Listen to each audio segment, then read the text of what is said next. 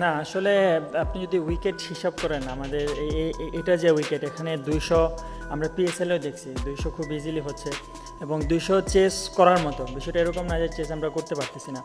Last match ও first ম্যাচে আমাদের যখন লিটন ভাই হৃদয় ভাই ব্যাটিং করতেছিল 10 ওভার পর্যন্ত আমরা গেমে ছিলাম। তো আমার মনে হয় আমাদের কনসার্নটা আমরা ব্যাক টু ব্যাক উইকেট হারিয়ে ফেলতেছি, এই জায়গাতে আমরা একটু ব্যাকফুটে চলে যাচ্ছি। শুরুর পর ধারাবাহিকভাবে উইকেট হারানো মানে এটা বিশাল কনসার্নের জায়গা কিনা আসলে? ডেফিনেটলি এটা কনসার্নের জায়গা। টি-20তে যে দল 10টা উইকেট নিতে পারবে তারাই বেশিরভাগ সময় জিতে। আমি মনে করি আমাদের উইকেট ধরে রেখে খেলাটা খুব ইম্পর্টেন্ট এবং আমাদের এই জায়গাতে অনেক বেশি কনসার্ন হওয়া উচিত এবং অনেক বেশি ফোকাস হইতে হবে। তানজিম, কনগ্রেচুলেশন, প্রথম 50। সেটা তো আসলে আপনি একই পিচে একই বোলার এগেনস্টে খেলেন, হয়তো 2-4 ওভার আগেই বাকিরা কলাপস করেছে। ডিফারেন্সটা কী দেখেছেন? আপনি উইকেটে যাওয়ার পর কী ছিল, আর যখন আপনি নামার আগে দেখছেন যে এরকম হচ্ছে তখন আপনার মাথায় কী চলছিল?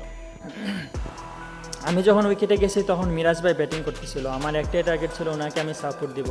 উনি যতক্ষণ মাঠে থাকবে আমার ফোকাস ছিল যে আমি স্ট্রাইক রোটেট করব এবং মিরাজ ভাই আমার বলতেছিল যে তুই থাক, তুই সাপোর্ট দিলে আমরা ম্যাচ বাইর করে নিয়ে আসতে পারবো। কিন্তু আনফর্চুনেটলি আসলে আমরা আর্লি অনেকগুলো উইকেট হারাই ফেলছি। সো 200 চেস করতে গেলে আমাদের ব্যাটসম্যানদের দায়িত্ব নিতে হবে ডেফিনেটলি। সো আমরা উপর থেকে যদি আরেকটু দায়িত্ববান ব্যাটিং করি তাহলে আমি মনে করি 200 চেস করা সম্ভব। Tanzim, Bangladesh started off here.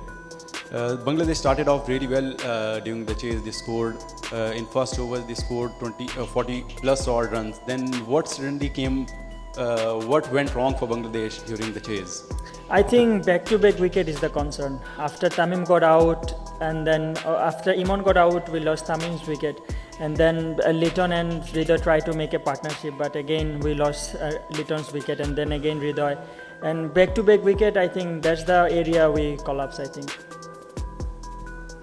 Shakib, আমি একটা বিষয় জানতে চাবো যে আমরা মোমেন্টামটা কি ধরতে ব্যর্থ হচ্ছে কিনা। আমি যদি গত ম্যাচে একটু রিকল করি, আমরা শুরুতে 2 উইকেট নেওয়ার পরে একটা ওরা বড় পার্টনারশিপ করেছে, তারপর যখন 5 উইকেট ওদের গিয়েছিল তখন একটা আমাদের অল্প রানে ফেলার সুযোগ ছিল। আজকেও যদি আমরা দেখি আমরা শুরুতেই ওদের প্রথম একটা কিন্তু রান আউট হয়ে গিয়েছিল। আমরা এই মোমেন্টামটা মিস করছি কেন বারবার আসলে আমাদের যারা এই টিমের মধ্যে আছে তারা সবাই ওয়েল প্রুভেন এবং যারা ডোমেস্টিকে বলে ইন্টারন্যাশনালে বলে সব জায়গাতেই প্রুভেন প্লেয়ার।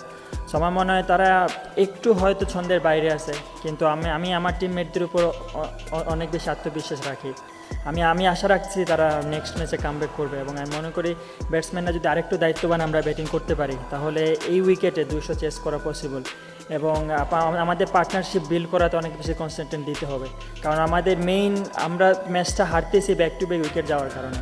সো ওই জায়গাটা আমাদের মেইন কনসার্ন। আমি মনে করি ব্যাক টু ব্যাক যাতে উইকেট আমাদের না যায়, আমাদের রান অটো চলে আসে, কিন্তু যখন ব্যাক টু ব্যাক উইকেট যায় তখনই আমরা ম্যাচ থেকে বাইর হয়ে যাচ্ছি। Assalamu alaikum Tanzim. Ramesh from Park Passion. I just want to know regarding Shoriful injury, and does that affect your bowling side as well, since you gave a lot of runs? And when were you batting? What did you have a chat with Miraz? Thank you. Yes, after Shoriful only bowled 4 balls, I think, and I think Liton Bhai managed it very well. He used the occasional bowler very well, and I think it didn't concern us very much in the match.